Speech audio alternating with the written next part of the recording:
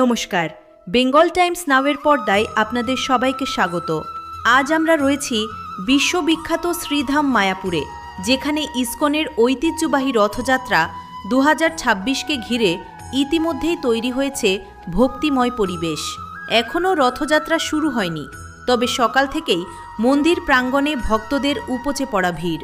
দেশ বিদেশের হাজার হাজার ভক্ত জগন্নাথ দেব, বলভদ্র ও সুভদ্রা দেবীর দর্শনের জন্য অপেক্ষা করছেন। মন্দিরের ভিতরে চলছে শ্রী শ্রী জগন্নাথ দেবের বিশেষ পূজা ও আরতি। ভক্তিভরে নিবেদন করা হচ্ছে নানা ধরনের ভোগ ও প্রসাদ।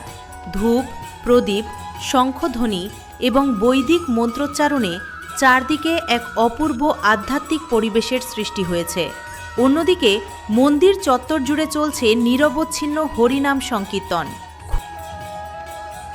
মায়াপুর এই ইসকনে কবে থেকে শুরু হয় আর কি উদ্দেশ্যে শুরু হয়েছিল, এটা যদি আমাদের বলতেন আর কি। রথযাত্রা মহোৎসব সারা বিশ্বব্যাপী আমাদের উড়িয়া এবং বঙ্গ সংস্কৃতির উৎসব।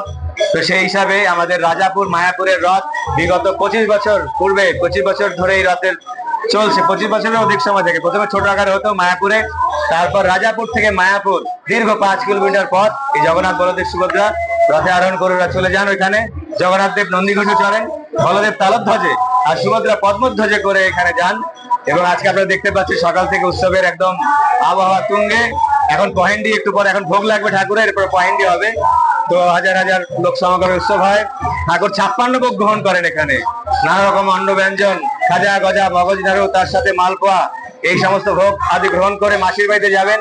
রাস্তাতেও প্রভু অনেক ভোগ গ্রহণ করবেন এবং মাসির বাড়িতে 7 দিন থাকার পর উল্টো রথযাত্রা আবার মায়াপুর থেকে রাজাপুরে আবার প্রভু ফিরে আসবেন।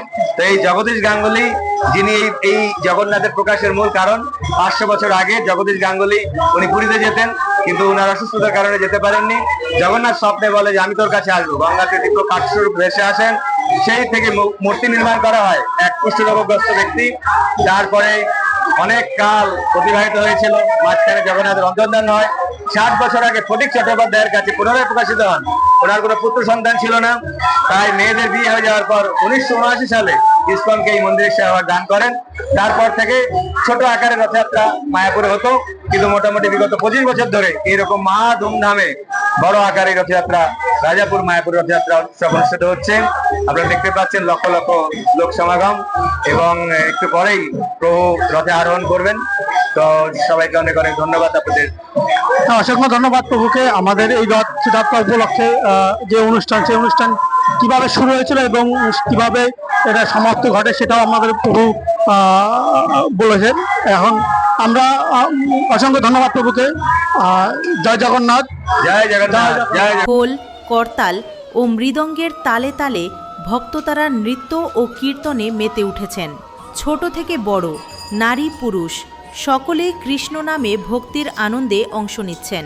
রথযাত্রা শুরুর আগে শেষ মুহূর্তের প্রস্তুতি চলছে জোর কদমে। রথকে সুন্দরভাবে সাজিয়ে তোলা হয়েছে, আর সেই শুভ মুহূর্তের অপেক্ষায় রয়েছেন অসংখ্য ভক্ত। রথযাত্রা শুরু হওয়ার সঙ্গে সঙ্গেই আমরা আপনাদের সামনে তুলে ধরব প্রতিটি গুরুত্বপূর্ণ মুহূর্ত।